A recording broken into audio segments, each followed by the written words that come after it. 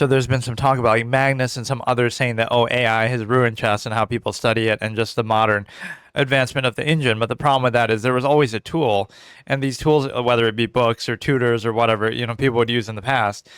So it's like there's always this tool that everybody has access to. Theoretically, obviously, tutors can be expensive, but they have the same level playing field. So you're just kind of condemning the newest thing and acting like, oh, your way was somehow better.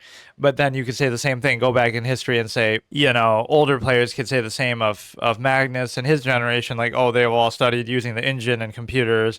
And then before that, you could say, they did something that we didn't have before.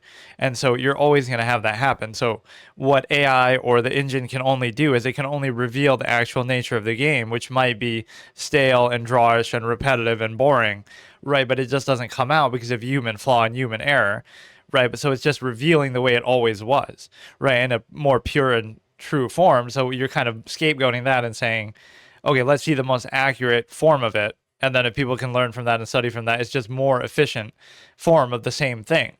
So you're condemning it, even though maybe because you're salty that you didn't have it or you didn't benefit from it, but that kind of shows you what dictates the overall skill of everybody is not their innate ability. Obviously, that sets them apart amongst their peers.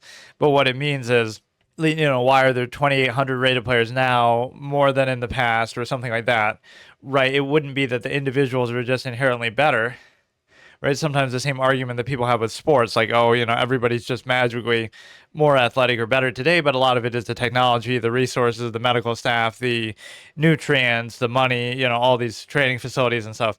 So the thing that happens with this is you're basically in a position to realize that, again, the means of study and resources and theory and the engine is what makes people appear to be better now, right? But if older players had access to that, they would have been better than they were.